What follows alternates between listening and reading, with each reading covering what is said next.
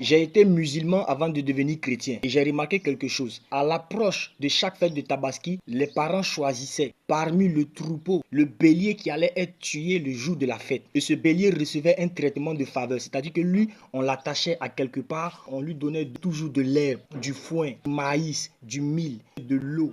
Beaucoup de choses. Souvent même, on le lavait. On l'amène au marigot, lui seul spécialement pour qu'il aille boire. On le fait sortir souvent. On le traite de manière très spéciale. Quand le soleil frappe, on le met à l'abri de la chaleur. Quand il pleut, on le met à l'abri de la pluie. On le protège. Quand il fait nuit, on le fait rentrer dans un enclos. On balaie pour lui tout. On fait tout. On entretient le bélier parce qu'on se dit que c'est le bélier qui sera tué le jour de la fête. Ce jour sacré. Le jour de la fête, après la prière, on revient, on tue le bélier. Quand on tue le bélier, d'ici vont dire 15 heures, c'est fini. On l'a déjà oublié parce qu'il n'est plus vivant. Il est devenu viande. On l'oublie carrément. J'ai remarqué aujourd'hui que c'est la même chose que Satan fait à ceux qui n'ont pas Jésus. Les personnes que Satan veut tuer très mal, c'est comme ça il les blague. Vous remarquez très bien. À un moment de leur vie, boum, tout commence à marcher dans leur vie. Ils commencent à briller. Ils sont considérés dans certains lieux où ils vont. Les gars prospèrent dans tout ce qu'ils font. Ils sont respectés, considérés, ils sont riches, ils ont tout ce qu'ils veulent.